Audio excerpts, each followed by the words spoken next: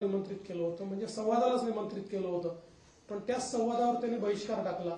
म्हणजे मला याचा अर्थच समजला नाही की संवादावर बहिष्कार टाकायचा आणि संवाद साधा अशा प्रकारे त्या ठिकाणी पत्रकार परिषदेत म्हणायचं. पण मला असं वाटतं की काही हरकत नाही. त्यांनी ऍक्च्युली जे काही 9 पानी पत्र दिलेलं आहे, या पत्रात संपूर्ण पत्र हे वर्तमानपत्राच्या बातम्यांवर आधारित आहेत. तर त्या बातम्यांसोबत त्यांनी सरकारने दिलेला खुलासा जरी वाचला असता तरी 9 पानाचं पत्र अर्ध्या पानात त्यांना निश्चितपणे देता आलं असतं. पण हरकत नाही, त्यांनी पुन्हा हे सगळे मुद्दे जर हाऊसमध्ये मांडले तर आम्ही त्याची उत्तरं त्या ठिकाणी देण्याकरता तयार आहोत. 2 महत्वाच्या चर्चा आपण या सभागृहामध्ये ठेवलेल्या आहेत. 8 मार्चला पुण्यश्लोक अहिल्यादेवी होळकर यांच्या 300व्या जन्मशताब्दीच्या निमित्ताने एक चर्चा आपण ठेवली आहे, ज्याच्यामध्ये महिला दिन असल्यामुळे सक्षमीकरणाचा जो सगळा मुद्दा आहे त्या अनुषंगाने ही चर्चा एक सकारात्मक अशा प्रकारची चर्चा आहे. आणि भारतीय संविधानाचं अमृत महोत्सवी वर्ष असल्यामुळे आपण एक 2 दिवसाची चर्चा ही भारतीय संविधानाच्या अनुषंगाने कशा प्रकारे आपला विकास झाला आणि संविधानाने आपल्याला काय काय दिलं अशा प्रकारची एक सकारात्मक चर्चा व्हावी. म्हणजे ते लाल संविधान करून करतात तशा प्रकारची नाही, तर माझी अपेक्षा आहे की संविधान वाचून किंवा त्यातल्या तरतुदी समजून आमचा विरोधी पक्ष देखील त्याच्यावर एक चांगली सकारात्मक चर्चा करेल अशी माझी या ठिकाणी अपेक्षा आहे.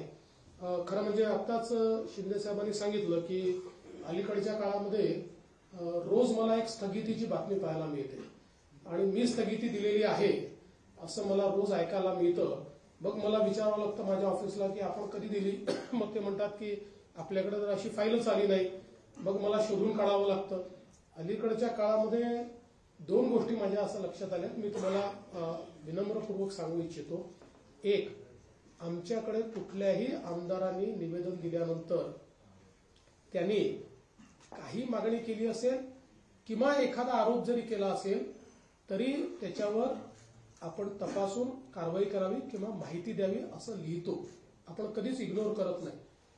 असं पत्र गेलं म्हणजे चौकशी सुरू झाली, असं पत्र गेलं म्हणजे आता त्याच्यावर स्थगिती आली, अशा प्रकारच्या बातम्या करणं हे थोडं बाळबोध आहे असं नसतं. कारण कुठल्याही वेळेस आपल्याला कारवाई करायची असेल किंवा स्थगिती द्यायची असेल, दुसरी बाजू आल्याशिवाय आपण अशा प्रकारे कधीच करत नाही.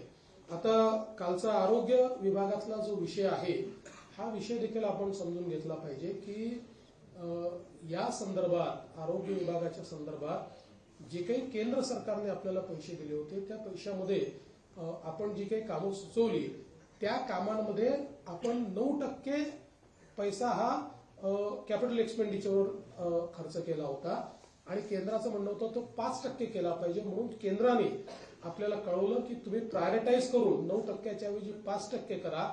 त्यानुसार संबंधित खात्याच्या मंत्र्यांनी आणि सचिवांनी ही माहिती मागवली की आता कुठली कुठली कामं घेतली त्यातली काय प्रायोरिटी ठरवायची.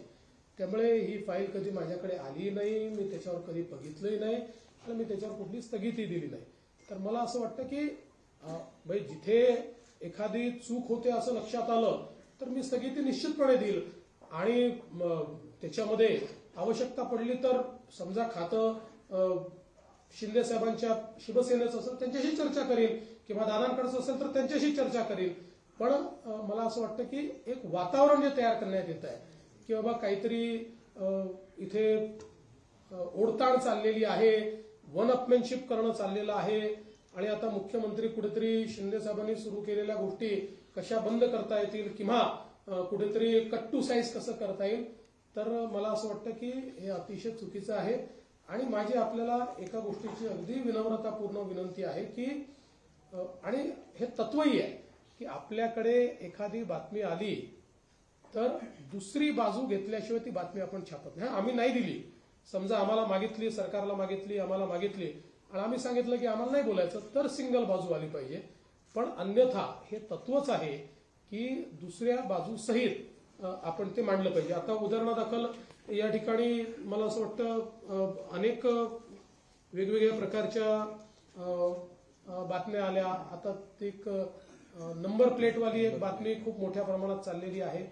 त्या संदर्भातही बातमी खूप मोठी आली, पण त्याच्यावरचा खुलासा मात्र काही सगळ्यांनी दिला नाही. कारण इतर राज्यांनी रेट ठरवला एक्सक्लुडिंग जीएसटी आणि एक्सक्लुडिंग फिक्सिंग चार्जेस, आणि महाराष्ट्राने रेट ठरवताना इन्क्लुडिंग जीएसटी आणि इन्क्लुडिंग फिक्सिंग चार्जेस.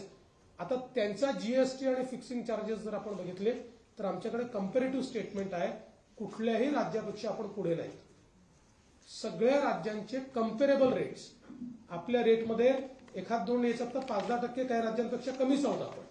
त्यामुळे मला असं वाटतं की हा विषय समजा हे सगळी आहेच. आता म्हणजे याच्यामध्ये आपण जर बघितलं तर आता समजा 2 व्हीलर करता आंध्र प्रदेश 451 आहे, बिहार 451 आहे, गोवा 465 आहे, गुजरात 468 आहे, त्याच्यानंतर हरियाणा, हिमाचल प्रदेश, कर्नाटक 451 आहे, मध्य प्रदेश, मेघालय, एनसीटी, दिल्ली 465, 468 आहेत, ओडिसा तर 506 आहे, छत्तीसगड, चंदीगड, यूटी पण 506 आहे, वेस्ट बेंगॉल 506 आहे, महाराष्ट्र 450 आहे. म्हणजे या सगळ्या राज्यांपेक्षा जेव्हा आपण यांचं एकत्रितपणे त्या ठिकाणी बघतो त्यावेळी आपल्याला असं लक्षात येतं हे कमी आहे. तर कुठलीही बातमी छापणं आपला अधिकारच आहे, किंवा आम्ही काही चूक करत असू तर अंकुश ठेवणं हे चौथ्या स्तंभाचं कामच आहे. फक्त आमची विनंती त्यात एवढीच आहे की आपण सरकारची बाजू सोबत दिली तर त्यातनं जे काही कन्फ्युजन्स आहे ते कन्फ्युजन होत नाही. कारण आपल्याला माहिती आहे की आजकाल डिजिटल मीडियामुळे ती बातमी 5 मिनिटात इतक्या ठिकाणी चालली जाते की या सगळ्या ठिकाणी त्याचे मग खुलासा देता देता आमच्या देखील नाकी नऊ येतात. तर मला वाटतं निश्चितपणे आपण हा प्रयत्न केला पाहिजे. खरं म्हणजे आजच्या पत्रामध्ये काही गोष्टी या ठिकाणी मांडलेल्या आहेत आणि छत्रपती शिवाजी महाराजांच्या बद्दल अवमानकारक कोणी वक्तव्य करताय आणि त्याला सरकार कोणालाही वाचवणार नाही. छत्रपती शिवराय हे आमचं आराध्य दैवत आहे आणि कोणीही त्यांच्या विरुद्ध चुकीचं बोललं तर कारवाई होणार म्हणजे होणारच. पण मला कधी कधी आश्चर्य वाटतं की बोलणारे कोण आहे. तर औरंगजेबाचा महाल जुना झालेला आहे त्याचं संवर्धन करा अशी मागणी करणारे, किंवा अफजल खानच कसा मोठा होता आणि अफजल खानामुळे शिवाजी कसे मोठे झाले हे सांगणारे, आणि इशरत जहाच्या नावाने रुग्णवाहिका सुरू करणारे, अशा लोक त्या ठिकाणी जर आम्हाला छत्रपती शिवाजी महाराज काय ते सांगत असतील तर त्यांच्याकडनं आम्हाला महाराज समजून घ्यायचे नाहीत. आम्हाला महाराज पुरेपूर माहिती आहे आणि महाराजांनी जो मार्ग दाखवलेला आहे त्या मार्गानेच काम करणारे आम्ही आहोत. आम्ही तर पहिल्या दिवशी सांगितलं की आम्ही तिघही मुख्यमंत्री उपमुख्यमंत्री म्हणून नाही, छत्रपती शिवरायांचे मावळे म्हणून या ठिकाणी काम करतो. त्यामुळे मला असं वाटतं की अशा प्रकारे विनाकारण काहीतरी गोष्टी सांगणं हे अत्यंत चुकीचं आहे. मला या निमित्ताने हे देखील सांगायचं आहे की आपण जो 100 दिवसाचा कार्यक्रम हातामध्ये घेतला तो अत्यंत यशस्वी होतोय आणि खूप चांगल्या प्रकारे त्याचं काम चाललेलं आहे. त्याचा परवा आम्ही तिघांनी मिट्टम आढावा घेतला आणि त्यामध्ये अनेक कार्यालयांनी इतकं चांगलं काम केलेलं आहे. म्हणजे शेकडो टन अशा प्रकारचा जो काही कचरा आहे किंवा कागद आहेत या कागदांची विल्हेवाट लावणं, नव्याने त्या ठिकाणी जे काही रेकॉर्ड आहे त्या रेकॉर्ड रूम्स तयार झाल्या, त्या रेकॉर्ड रूम मध्ये नीट कागद गेली, सगळ्या कार्यालयांमध्ये मोठ्या प्रमाणात पाट्या लागल्या, वेळा त्या ठिकाणी ठरल्या, असं अनेकांनी चांगला कार्यक्रम घेतला. जुनी वाहनं निर्लेखित केली, ती सगळी जी काही घाण पडली होती ती सगळी वाहनं निर्लेखित करण्याचं काम केलं आणि अतिशय चांगलं काम केलं. आणि त्या दिवशी जवळपास आम्ही व्हीसीवर 7,000 ऑफिसेस घेतले होते. म्हणजे आपण जर विचार केला तिथे प्रत्येक ऑफिसमध्ये 2-3 लोकांचा विचार केला तर एक 20-21 हजार लोक हे या ठिकाणी व्हीसीच्या माध्यमातून आमच्याशी जुडले होते. आणि आता यांचं पूर्ण इव्हॅल्युएशन पुन्हा नव्याने आम्ही करणार आहोत आणि थर्ड पार्टी करणार आहोत. जी केंद्र सरकारची एक क्वालिटी काउन्सिल ऑफ इंडिया ही जी संस्था आहे त्या संस्थेला आम्ही आता याचं इव्हॅल्युएशन दिलेलं आहे. म्हणजे जेव्हा 100 दिवस पूर्ण होतील ते 100 दिवस समजा 14 एप्रिलला आपण ते पकडलेले आहेत पूर्ण होतील असं कार्यक्रम सुरू झाल्यापासून. त्यानंतर 15 दिवस तालुका स्तरापासून राज्य स्तरापर्यंत कशा प्रकारे कुठल्या ऑफिसनी काय काम केलेलं आहे 100 दिवसाचं टार्गेट हे कोणी कोणी अचीव्ह केलंय किंवा कशा प्रकारचं काम केलंय याचं क्वालिटी काउन्सिल ऑफ इंडिया पूर्ण त्याचं एक प्रकारे इव्हॅल्युएशन करेल आणि त्यातनं मग कोणी उत्तम काम केलेलं आहे. आणि आम्ही असे ठरवलेलं आहे की एक बेंचमार्क मार्क्स आम्ही ठरवणार आहोत. त्या बेंचमार्क मार्क्सच्या खाली जे असतील ते मात्र निगेटिव्ह इंडेक्समध्ये आम्ही घेणार आहोत की हे नॉन परफॉर्मिंग ऍसेट्स आहेत. अशा प्रकारे आम्ही त्यांचा नामाभिमान त्या ठिकाणी करणार आहोत. त्यामुळे मला असं वाटतं की एक अतिशय चांगलं हा जो विषय आहे हा आपण निश्चितपणे केलेला आहे. या अधिवेशनामध्ये एकूण जी काही संयुक्त समितीकडे प्रलंबित विधेयक आहेत तर एकच विधेयक संयुक्त समितीकडे प्रलंबित आहे. विधानसभेत एक विधेयक प्रलंबित आहे आणि नवीन आतापर्यंत 5 विधेयकं ही आपण त्या ठिकाणी प्रस्तावित केलेली आहेत. ज्याच्यामध्ये महाराष्ट्र जमीन महसूल संहिता आहे, महाराष्ट्र हॉटेल उपहारगृहे असे एक त्या ठिकाणी आहे, महाराष्ट्र विनियोजन विधेयक आहे, पुरवणी विनियोजन विधेयक आहे आणि महाराष्ट्र महामार्ग सुधारणा विधेयक आहे. अर्थात दरम्यानच्या काळात अजून काही विधेयकं ही त्या ठिकाणी येतील. सगळ्या विधेयकांवर योग्य अशा प्रकारची चर्चा करण्याची आमची तयारी आहे आणि सभागृहामध्ये जास्तीत जास्त चर्चा झाली पाहिजे अशा प्रकारचा आमचा प्रयत्न असेल. आणि त्यासोबत आम्ही माननीय अध्यक्षांनाही विनंती करणार आहोत आणि प्रतोदांनाही विनंती करणार आहोत की जे नवीन सदस्य निवडून आलेले आहेत त्यांना देखील संधी जास्तीत जास्त मिळाली पाहिजे जेणेकरून त्यांच्या मतदारसंघातल्या गोष्टी त्यांना मांडता आल्या पाहिजे. एक गोष्ट अजून या ठिकाणी सांगतो की सोयाबीनच्या खरेदीच्या संदर्भात 10%च खरेदी झाली अशा प्रकारचं एक पत्रामध्ये लिहिलेलं आहे. खरं म्हणजे एक्झॅक्ट आकडा तर जयकुमारजी सांगतील मला, पण गेल्या 15 वर्षाच्या इतिहासातील सर्वाधिक खरेदी जी होती त्याच्यात 10 पट जास्त खरेदी झाली. त्यामुळे आजपर्यंत आता अक्षरशः गोडाऊनमध्ये जागा उरलेली नाही. तूर खरेदी करण्याकरता नव्याने खासगी गोडाऊन आम्हाला भाड्याने घ्यावे लागले. इतक्या मोठ्या प्रमाणात ही खरेदी आपण केलेली आहे. त्यामुळे मला असं वाटतं की त्याचे आकडे हे आम्ही विधानसभेत देखील या ठिकाणी सांगू. या अधिवेशनामध्ये राज्याचं बजेट अजितदादा मांडणार आहेत. अतिशय चांगलं अतिशय बॅलन्स बजेट हे या ठिकाणी आम्ही मांडू. जरीही वेगवेगळ्या योजनांचा स्ट्रेस हा आमच्या बजेटवर असला तरी आर्थिक शिस्त पाळण्याचा प्रयत्न हा आम्ही त्यातही केलेला आहे. आपली साधन संपत्ती कशी वाढवता येईल, कुठल्याही परिस्थितीमध्ये कॅपिटल एक्सपेंडिचरवर त्याचा परिणाम होणार नाही, कॅपिटल एक्सपेंडिचर करता काय वेगवेगळ्या पद्धती असू शकतील, अशा सगळ्या गोष्टींचा विचार करून एक बॅलन्स बजेट देण्याचा प्रयत्न या ठिकाणी आम्ही करतो आहोत. आणि आमच्या फ्लॅगशिप स्कीम्स कुठल्याच आम्ही त्या ठिकाणी लाडकी बहीण बंद होणार वगैरे असं काही नाही. त्याच्यामध्ये जसं आम्ही सांगितलं की नियमाच्या बाहेर जे आहेत त्यांनाच फक्त आम्ही त्या ठिकाणी एक प्रकारे, कारण आमच्या विरोधकांनी त्यातही दिलं 10 लाख कमी झाले वगैरे, तर त्याच्यामध्ये आपल्यावर सीएजीने टाकलेले बंधन आहे की एखादी स्कीम सुरू केल्यानंतर स्कीममध्ये बसणाऱ्यांनाच पैसे हे राज्य सरकारला देता येतात आणि स्कीमच्या बाहेरच्या लोकांना देता येत नाही. त्यामुळे तेवढ्यापुरतं आम्ही त्या संदर्भातली कारवाई केली आहे. बाकी देशामध्ये असं माझं मत आहे की अशा प्रकारच्या स्कीममध्ये सगळ्यात जास्त लोकांना एक प्रकारे शासकीय मदत देणारं राज्य हे महाराष्ट्र ठरणार आहे. त्यामुळे त्यात कुठेही कपात वगैरे ही महाराष्ट्रात केली जाणार नाही हा विश्वास मी देतो. आणि सत्तारूढ पक्ष, जसं शिंदे साहेबांनी सांगितलं, विरोधकांची संख्या कमी असली तरी आम्ही विरोधकांना कमी लेखणार नाही. विरोधकांना भरपूर चर्चेची संधी देऊ आणि त्यांनी उपस्थित केलेल्या प्रश्नांना योग्य प्रकारे सकारात्मक उत्तर देण्याचा प्रयत्न हा राज्य सरकारच्या वतीनं केला जाईल. मी पुन्हा एकदा आपल्या सर्वांचे मनापासून आभार मानतो.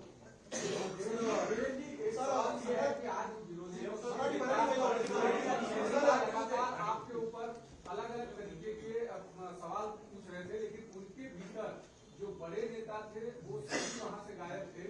इसको कैसे देखते हैं? और एक दूसरा सवाल, कानून व्यवस्था को लेकर के वो लगातार टारगेट कर रहे हैं. देखिए, आज विरोधी पक्ष को हमने चाय पान पर बुलाया था, लेकिन उन्होंने बहिष्कार डाला. उन्होंने एक बैठक की जिस बैठक में उनके कोई बड़े नेता नहीं पहुंचे. कांग्रेस के लोग बैठक समाप्त होने के बाद पहुंचे. एक 9 पन्ने का उन्होंने हमको पत्र दिया है जिसमें 9 लोगों के नाम है, 7 लोगों की साइन है. और उस पत्र में ऐसे मुद्दे उन्होंने उठाए हैं कि जो केवल उन्होंने प्रेस में से लिए हुए मुद्दे. अगर हमने दिए वो उसके जवाब वो देख लेते तो शायद आधे पन्ने का भी वो लेटर हमको नहीं दे पाते, लेकिन फिर भी उन्होंने इन विषयों को सभागृह में भी उठाया, तो हम निश्चित रूप से उसके ऊपर पूर्ण रूप से जवाब देंगे। साथ साथ जिस प्रकार से अलग अलग चर्चाएं आपने कहा जो चल रही है, तो उसका भी अभी अभी मैंने जवाब दिया हुआ है कि हमारे सत्तारूढ़ पक्ष में हम लोग सब साथ में मिलकर काम कर रहे हैं, और किसी चीज को स्टे कर दिया और सीएम ने उसको रोक दिया, इस प्रकार की जो बातें ये बिल्कुल गलत है, ये अफवाहें भी है। और हमारी तो सभी को हमारा निवेदन है कि कोई भी खबर देते समय ये तत्व भी जो खबरों का है कि सामने वाले की यानी जिसके खिलाफ खबर जा रही है उनकी भी क्या साइड है, उस साइड को साथ में देना। लेकिन मैं ऐसा मानता हूं कि अनफॉर्चुनेटली उसका पालन नहीं हुआ है, तो आगे उसका भी पालन होगा, तो इस प्रकार की चीजें जो है सामने नहीं आएगी। कानून व्यवस्था पर भी जितने चर्चा वो करना चाहते हैं उतनी चर्चा निश्चित रूप से वो करें। मैं तो ऐसा मानता हूं कि कानून व्यवस्था की चर्चा के कारण उसका फायदा ये होता है कि पुलिस विभाग में भी एक प्रकार से उससे दक्षता ज्यादा पुलिस विभाग की बढ़ती है। बाकी उनके हर मुद्दे को हम अच्छे तरीके से जवाब देंगे, और अगर कोई अच्छा सजेशन वो देंगे तो सजेशन भी हम लोग मान्य करेंगे। सर, रक्षा खडसेंच्या मुलीच्या बाबतीत जो प्रकार झाला, जयंत पाटील आता ट्विट करत म्हणाला की तुम्ही असं म्हटलेलं आहे की एका विशिष्ट पक्षाचे कार्यकर्ते या गुन्ह्यामध्ये सामील असल्याचं दिसून येत आहे, थेट आव्हान दिलं की अशा पक्षाचं नाव तुम्ही जाहीर करावं। असं आहे की या संदर्भात रक्षाताईंशी माझं बोलणं झालं, रक्षाताईंनी मला काही माहिती दिली, त्या माहितीच्या आधारावर मी या ठिकाणी बोललेलो आहे, आणि मला असं वाटतं की आता त्या प्रकरणामध्ये कारवाई केलेली आहे, आणि कुठल्याही नेत्याने त्या ठिकाणी कारवाई करू नका असं म्हटलेलं नाही। मला असं वाटतं अत्यंत दुर्दैवी घटना आहे, आणि अशा प्रकारे हा जो काही प्रकार आहे या प्रकाराला आम्ही टॉलरेट करणार नाही। कोणीही असलं तरी त्याच्यावर कारवाई ऑलरेडी केली आहे आणि कारवाई करणारच।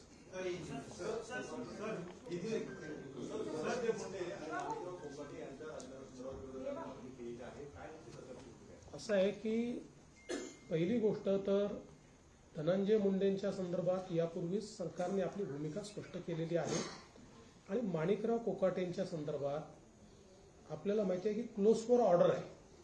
क्लोज फॉर ऑर्डर असल्यामुळे त्याच्यावर कुठली भूमिका आज आम्हाला मांडता येत नाही। जो काही न्यायालय निर्णय देईल तो निर्णय आमच्यावर बंधनकारक असणार आहे, त्यामुळे त्यांनी न्यायालयाने निर्णय दिल्यानंतरच आपल्याला याची कल्पना असेल की त्यांची जी काही शिक्षा आहे ती सस्पेंड झाली। आता जो काही तो जो निर्णय असतो त्याला स्थगिती ही जर त्या ठिकाणी न्यायालयाने दिली तर त्यांच्यावर कुठलीच कारवाई करण्याची आवश्यकता नाही। ती स्थगिती जर न्यायालयाने दिली नाही किंवा उच्च न्यायालयाने दिली नाही तरच हा प्रश्न त्या ठिकाणी निर्माण होतो। त्यामुळे न्यायालयाच्या अखत्यारीत आता आहे, क्लोज फॉर ऑर्डर आहे, न्यायालयाचा निर्णय आल्यानंतर यावर उचित कारवाई ही केली जाईल।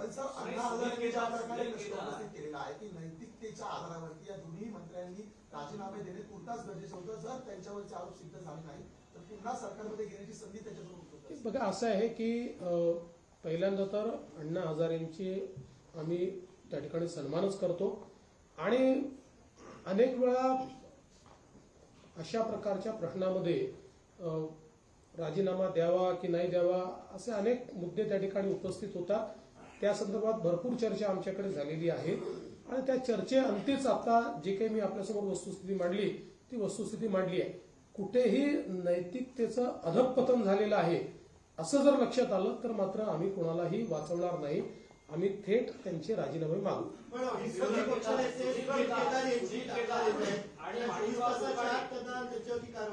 याचं कारण असं आहे की सुनील केदारांच्या संदर्भात कोर्टाने त्यांचं जी शिक्षा आहे त्याला जी म्हणजे त्याचा निर्णय आहे त्याला त्याला स्थगिती द्यायला नकार दिला। तो नकार दिल्यामुळे तशा प्रकारची कारवाई करणं गरजेचंच होतं। ती काही एका दिवसात झालेली केस नाही, जवळपास महिनाभर ती केस चालली आणि त्याच्यानंतर तो निर्णय झालेला आहे। आदित्य ठाकरेंनी आज एमएमआरडीच्या संदर्भात जो प्रश्न उपस्थित केला प्रेसमध्ये, ते खास तुमच्याकडे तर 5 सारखी आंतरराष्ट्रीय संस्था यावर उपस्थित होतात की या प्रोजेक्टमध्ये मोठ्या प्रमाणामध्ये लाभ मागितली जाते, तुमच्या या संदर्भात काय? पहिली गोष्ट तर त्यांचं पत्र जर आपण बघितलं तर त्या पत्रामध्ये कुठेही त्यांनी आम्हाला लाच मागितली जाते आहे असं म्हटलेलं नाही. हा, पण त्यांनी काही मुद्दे निश्चितपणे उपस्थित केलेले आहेत. त्या मुद्द्यांच्या संदर्भात आपले माननीय उपमुख्यमंत्री जे खात्याचे मंत्री देखील आहेत यांनी एक चौकशी त्या ठिकाणी करण्याचा निर्णय घेतलेला आहे. असीम गुप्ता जे ऍडिशनल चीफ सेक्रेटरी आहेत त्यांना या संदर्भात सुनावणी घ्यायला सांगितलेलं आहे. दोन्ही बाजूंची सुनावणी ऐकून मग त्यांचा रिपोर्ट ते आमच्याकडे सादर करतील आणि त्याच्यावर आम्ही निर्णय करू. साधारणपणे खात्याशी जी आम्ही चर्चा केली किंवा MMRDAशी चर्चा केली तर MMRDAचं म्हणणं असं आहे की इतके दिवस हे सगळं चाललेलं आहे, समजा असं ते म्हणतात, तर त्यांनी कधीच आम्हाला पत्र का दिलं नाही किंवा त्यांनी कधीच याच्यावर ऑब्जेक्शन का उपस्थित केलं नाही. तर आणि MMRDAचं म्हणणं असं आहे की काही कामांमध्ये ते लॅगिंग होते आणि त्यावर आम्ही ज्यावेळेस आक्षेप घेतला त्यावेळेस अशा प्रकारचं पत्र आलेलं आहे. दोघांच्या आपल्या बाजू असतील त्या बाजू ऐकून त्याच्यावर आम्ही निर्णय करणार आहोत. एक गोष्ट आम्ही तिघेही तुम्हाला स्पष्टपणे सांगतो की पारदर्शितेशी कुठेही कॉम्प्रोमाइज आम्ही करणार नाही, पण दोन्ही बाजू जर समजून घेतल्या नाहीत तर मला असं वाटतं की ते काही योग्य होणार नाही आणि म्हणून अशा प्रकारचे निर्देश दिलेले आहेत. ऍडिशनल चीफ सेक्रेटरी त्यावर उचित निर्णय करतील. त्यांनी आता 27 फेब्रुवारीला देखील तुम्ही सांगा 27 फेब्रुवारीला त्यांनी आणखी एक पत्र दिले, प्रेस रिलीज केली आहे की त्यामध्ये त्यांच्या पत्रात किंवा त्यांच्या जे काय त्यांनी पत्रव्यवहार केला त्या भ्रष्टाचार किंवा आर्थिक देवाणघेवाणीचा कोणताही उल्लेख नाही. त्यामुळे तुम्ही तर ते छापून झाले, म्हणजे तुमची बातमी देखील त्यांनी खोटी ठरवली. त्यामुळे तुम्ही जर अगोदरच त्यांना पडताळून घेतलं असतं ते झालं नसतं. त्यामुळे त्यांचं हे पत्र आहे आणि शेवटी बघा ही फ्रान्स कंपनी आहे, त्याचा आम्ही शेवटी आदर करणार. परदेशी कंपनी आहे, परदेशी गुंतवणूक आली पाहिजे त्यासाठी सगळ्या गोष्टी. परंतु जे आता आम्ही त्यांनी जे म्हटलंच नाही ते सगळं मीडियामध्ये आलं असं त्यांनीच पत्र दिलंय. त्यांनी 2 पत्र, एक तर पत्र विदाऊट सहीचं दिलं होतं, दुसरं पत्र सहीचं दिलं. बरं, त्यांनी न्याय कोणाकडे मागायला पाहिजे? मुख्यमंत्र्यांकडे मागायला पाहिजे, नगर विकास मंत्री MMRDA मंत्री माझ्याकडे मागितलं पाहिजे. त्यांनी थेट कुणाला पत्र दिलं? आपले रेसिडेंट कमिशनर दिल्ली त्यांना दिलं. तर त्यामुळे त्यांच्या जेव्हा लक्षात आलं की चूक लक्षात आल्यानंतर त्यांनी 27 फेब्रुवारीला आता पत्र एक दिलंय. ते तुम्ही आता तुमच्या मीडियात दाखवलं पाहिजे. आणि एक गोष्ट मी या ठिकाणी सांगू इच्छितो की जसं शिंदे साहेबांनी सांगितलं अशा प्रकारच्या ज्या परदेशी कंपन्या आहेत त्यांना योग्य वागणूक मिळाली पाहिजे हा आमचा आग्रहच आहे. त्यामुळे त्यांच्या म्हणण्यामध्ये कुठेही जर आमच्याकडनं काही दोष असेल तर तो दूर करायला आम्ही तयार आहोत, पण त्यांच्याकडचे जे दोष आहेत त्यांना दूर करावे लागतील. उल्लेख केला स्वतःहून की दोघांमध्ये कोल्ड वॉर सुरू असल्याचं सातत्याने भासवलं जात आहे. पुन्हा एकदा हा नरेटिव्ह सेट केला जातो का विरोधकांकडून? सरकारपुढे तरी टॅकल करण्यात अपयशी पडते का? बघा, एक गोष्ट मी सांगू का, विरोधकांशी आम्ही लढू शकतो, आम्ही त्यांना चारी मुंड्यात चित करू शकतो. आम्ही मीडियाशी लढू शकत नाही. मीडियात ताकद आहे आम्हाला चारी मुंड्यात चित करायची. त्याच्यामुळे रोज कोणीतरी एक वेगळी बातमी लावल्यानंतर आम्ही करायचं काय? म्हणजे शेवटी आम्ही उत्तरं देतो, त्याच्यावर आम्ही खुलासा देतो, दुसऱ्या दिवशी परत कोणीतरी. म्हणजे मला तर कधी कधी आश्चर्य वाटतं की विभागीय आयुक्तांनी एखादी गोष्ट स्टे केल्यानंतरही फडणवीसांचा शिंदेंना दणका. न फडणवीसांना माहिती, न शिंदेंना माहिती, न त्यांच्या लेवलला, न यांच्या लेवलला. जरा थोडं मला वाटतं की म्हणजे तुम्ही विरोधकांची भूमिका पार पाडू नका. तुम्ही भूमिका जी आहे ती अंकुश आमच्यावर राहील अशी भूमिका पार पाडा. जेव्हा यांची बातमी ऐकतो मी, जेव्हा यांची बातमी जेव्हा वाचतो, ऐकतो, बघतो तेव्हा मी यांना फोन करतो, बोले यांची फाईलच माझ्याकडे आली नाही. आता काय करायचं? वॉर एकदम कोल्ड आहे, देयर इज नो वॉर. आणि तुम्ही एक लक्षात ठेवा, ज्यांनी एकनाथरावांना मला इतके वर्ष बघितलेलं आहे त्यांना लक्षात आलं पाहिजे की आम्ही आतल्यात काय करतो. लक्षात ठेवा.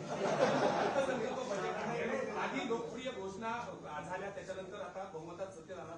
अनेक कॉन्ट्रॅक्टर्सची बरीच बिलं थकली, त्या वारंवार बातमी येतात.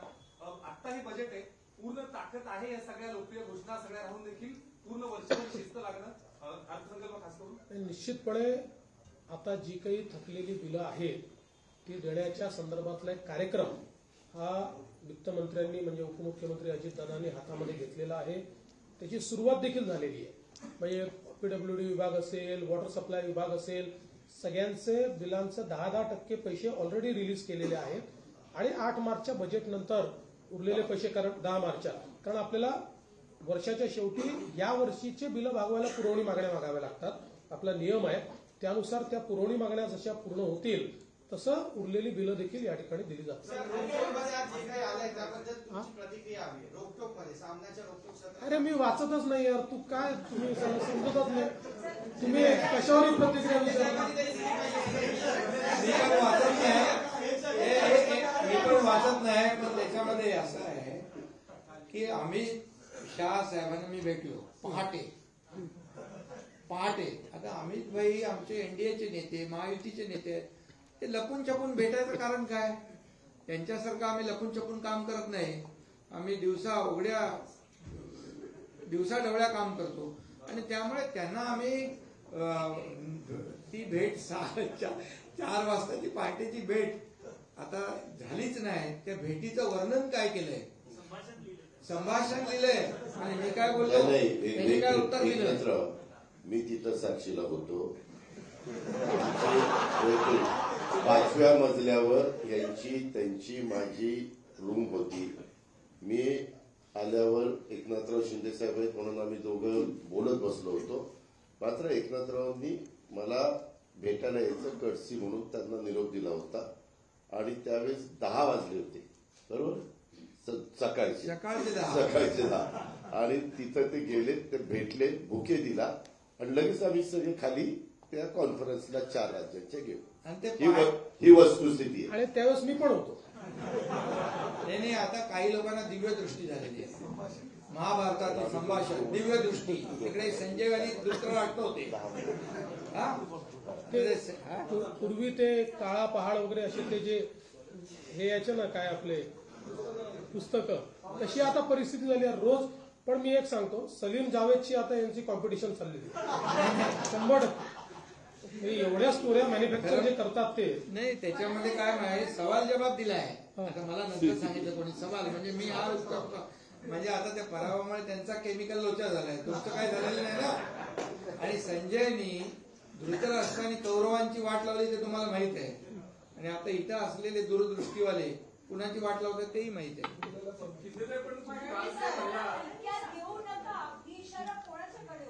काय अरे बाबा, मी त्याच्यावर खुलासा केला. अजितदादा होते तिकडे. एक मिनिट मी तुम्हाला सांगतो. नाही तुम्ही बघा, असं आहे, आम्ही तर हलक्यात घेतच नाही की नाही त्यांना. घेण्याचा प्रयत्न कोण करतात? त्यांना थोडं आलो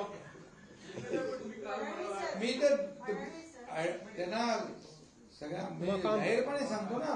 मी काय थोडं लपून नाही. मी हलक्यात घेऊ नका. ज्यांनी हलक्यात घेतलं त्यांना टांगापलटी करून आलोय. काल म्हणाला की माझ्या बदनामीची मोहीम चालू आहे, ती कुणाकडून चालू आहे? विरोधकांकडून चालू आहे असं तुम्हाला वाटतं? मीडियाकडून चालू आहे की सत्ताधाऱ्यांचे कोणी सांगितले? अरे बाबा, आताच मी तुम्हाला सांगितलं ना. मी म्हणजे दिवसा रात्री उठता बसता जळी स्थळी पाशाने काशाने काय म्हणतो त्याला, एकनाथ शिंदे दिसतो. आणि कुणाकडून म्हणजे आता काय रोकटोक मध्ये काय आलंय?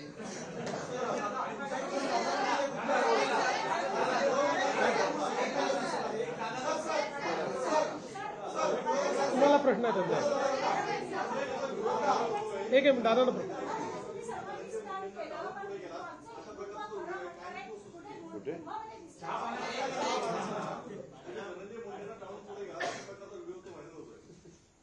व्हिडिओ व्हायरल होतो.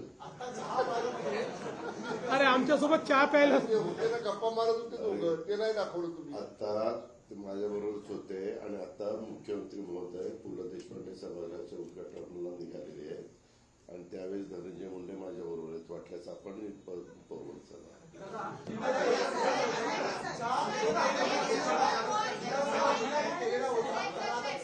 प्रयत्न होतोय असा विरोधक सातत्याने म्हणतात आणि त्याचे पडसाद अर्थसंकल्पात असं सुद्धा त्यांचं म्हणणं आहे. हे विरोधकांचं स्वगत आहे. स्वगताला उत्तर देता येत नाही. चला.